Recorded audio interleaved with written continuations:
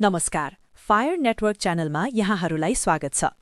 मध्यपूर्वमा भइरहेको युद्ध अहिले विश्व राजनीतिका लागि अत्यन्तै गम्भीर मोडमा पुगेको छ। धेरै विश्लेषकहरूको निष्कर्ष अहिले एउटै दिशामा जाँदैछ। अमेरिका र विशेष गरी डोनाल्ड ट्रम्प यो युद्धमा गम्भीर रूपमा फँसेका छन्। केही समय अघिसम्म ट्रम्पले यो युद्ध धेरै छोटो समयमै समाप्त हुने दावी गरेका थिए, कहिले 3 दिन भने कहिले 5 दिन। तर अहिले युद्ध सुरु भएको झण्डै 3 हप्ता पुग्न लाग्दा पनि अन्त्यको कुनै सङ्केत देखिएको छैन। उल्टै परिस्थिति झन जटिल हुँदै गएको छ। अहिले संसारभर सहयोग खोजिरहेका छन्। केवल नेटो देशहरू मात्रै होइन, नेटो बाहिरका देशहरू जस्तै दक्षिण कोरिया, जापान, अस्ट्रेलियासम्मलाई उनले आग्रह गरेका छन्। यहाँसम्म कि उनले युक्रेनसँग पनि सहयोग मागेको खबर आएको छ। तर समस्या के भयो भने धेरै देशहरूले खुला रूपमा साथ दिन अस्वीकार गर्न थालेका छन्। युरोपबाटै सुरु गरौं। इटालीकी प्रधानमन्त्री जर्जिया मेलोनीलाई ट्रम्पको नजिकको मित्र मानिन्छ, तर इरानको युद्धको विषयमा उनले स्पष्ट रूपमा दूरी राखेकी छन्। स्पेनका नेताले पनि यो युद्धलाई सिधै अस्वीकार गरिदिए। फ्रान्सले त झन कडा प्रतिक्रिया दिँदै यसलाई तुरुन्त रोक्नुपर्ने बताए।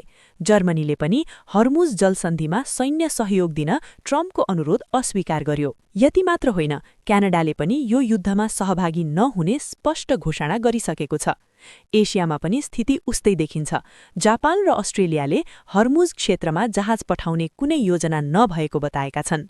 दक्षिण कोरियाले पनि केवल स्थिति हेरिरहेका छौं भन्ने प्रतिक्रिया दिएको छ। यसले एउटा स्पष्ट सन्देश दिन्छ, अमेरिकाले अपेक्षा गरेको अन्तर्राष्ट्रिय समर्थन उसलाई मिलिरहेको छैन।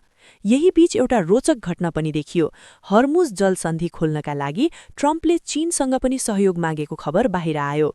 उनले चीनलाई दबाब दिन खोज्दै आफ्नो सम्भावित चीन भ्रमण समेत पुनर्विचार हुन सक्ने सङ्केत दिएका थिए। तर चीनको प्रतिक्रिया स्पष्ट थियो। चीनले भन्यो, इरानमाथिको हमला नरोकेसम्म कुनै पनि पहल अगाडि बढ्न सक्दैन। यसले स्थिति झन जटिल बनाइदिएको छ।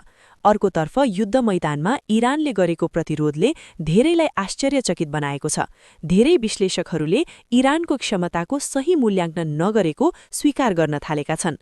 अमेरिकाका सेनेटर क्रिस मर्फीले समेत सार्वजनिक रूपमा भने यो स्पष्ट हुँदै गएको छ कि ट्रम्पले यो युद्धको नियन्त्रण गुमाइसकेका छन्। इरानले केवल सैन्य आधारहरू मात्र होइन, आर्थिक संरचनाहरूलाई पनि निशाना बनाउन थालेको छ।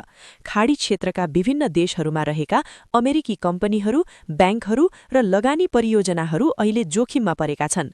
उपलब्ध तथ्याङ्क अनुसार अरब क्षेत्रमा झण्डै 1500 अमेरिकी कम्पनी सञ्चालनमा छन्। तीमध्ये 500 कम्पनी त संयुक्त अरब एमिरेट्समा मात्र रहेका छन्। यदि यी आर्थिक संरचनामा ठूलो क्षति भयो भने अमेरिकाका लागि त्यसको प्रभाव युद्ध खर्चभन्दा धेरै ठूलो हुन सक्छ। इरानले विशेष गरी संयुक्त अरब एमिरेट्स र बहराइनलाई निशाना बनाइरहेको देखिन्छ। यसको एउटा राजनीतिक कारण पनि छ। यी देशहरूले इजरायलसँग गरिएको अब्राहम सम्झौतामा हस्ताक्षर गरेका थिए। उक्त सम्झौताले अरब देशहरू र इजरायलबीच सम्बन्ध सामान्य बनाउने लक्ष्य राखेको थियो। तर इरानले त्यसलाई फिलिस्तिन मुद्दालाई कमजोर बनाउने प्रयासको रूपमा हेरेको छ। त्यसैले अहिलेको युद्धमा यी देशहरू इरानको प्राथमिक निशानामा परेका छन्। युद्धको अर्को महत्त्वपूर्ण पक्ष अमेरिका र इजरायलबीच देखिएको भिन्नता हो। धेरै विश्लेषकहरूका अनुसार अहिले यी दुई देशबीच पूर्ण समन्वय देखिँदैन। इरानमाथि भएका आक्रमणहरू पनि अलग अलग तरिकाले भइरहेको जस्तो देखिन्छ। यसले दुई सम्भावना देखाउँछ। या त उनीहरूको समन्वय सम्प्रणाली कमजोर भएको छ वा उनीहरूबीच रणनीतिक मतभेद बढ्दै गएको छ। हर्मुज जलसन्धिको विषय पनि निकै संवेदनशील बनेको छ। विश्वको ठूलो हिस्सा तेल आपूर्ति यही बाटो हुँदै हुन्छ। यदि यो मार्ग लामो समय बन्द रह्यो भने विश्व अर्थतन्त्रमा ठूलो प्रभाव पर्न सक्छ। यही कारणले ट्रम्प अहिले यो मार्ग खोल्नका लागि अन्तर्राष्ट्रिय सहयोग खोजिरहेका छन्। तर परिस्थिति सहज देखिँदैन। यदि युद्ध जमिनमा विस्तार भयो भने स्थिति अझ खतरनाक हुन सक्छ। इरानले लामो समयदेखि सम्भावित आक्रमणको तयारी गर्दै आएको बताइन्छ। देशभर सुरुङ र बङ्कर सम्प्रणाली निर्माण गरिएको छ। साथै इरानको भौगोलिक बनावट, पहाडी क्षेत्र र कठिन भूभाग स्थल युद्धका लागि अत्यन्त चुनौतीपूर्ण मानिन्छ। इतिहास हेर्दा पनि इरानले लामो र कठिन युद्धहरू लडेको अनुभव राख्छ। त्यसैले धेरै विश्लेषकहरूको भनाइ छ, यदि यो युद्ध पूर्ण स्थल युद्धमा परिणत भयो भने त्यसको परिणाम अनुमान गर्न गाह्रो हुनेछ। अन्ततः यो केवल दुई देशबीचको युद्ध मात्र होइन, यो विश्व राजनीतिक शक्ति सन्तुलनसँग पनि जोडिएको विषय बनिसकेको छ। पछिल्ला दशकहरूमा विश्वमा नयाँ आर्थिक र सैन्य शक्तिहरू उदाएका छन्। प्रविधि र अर्थतन्त्र अब केवल पश्चिमी देशहरूको नियन्त्रणमा मात्र छैन, यसले विश्व व्यवस्थामा ठूलो परिवर्तन ल्याइरहेको छ। मध्यपूर्वको अहिलेको सङ्कट पनि त्यही परिवर्तनको एउटा उदाहरण हुन सक्छ।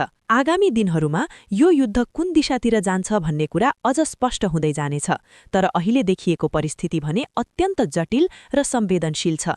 यस विषयमा हामीले भावनात्मक प्रतिक्रिया भन्दा भनी तथ्य, इतिहास र भूराजनीतिक सन्दर्भलाई ध्यानमा राखेर बुझ्नु आवश्यक छ। हस्त आजका लागि यति नै। हाम्रो च्यानललाई सब्स्क्राइब गर्न नभुल्नुहोला। धन्यवाद।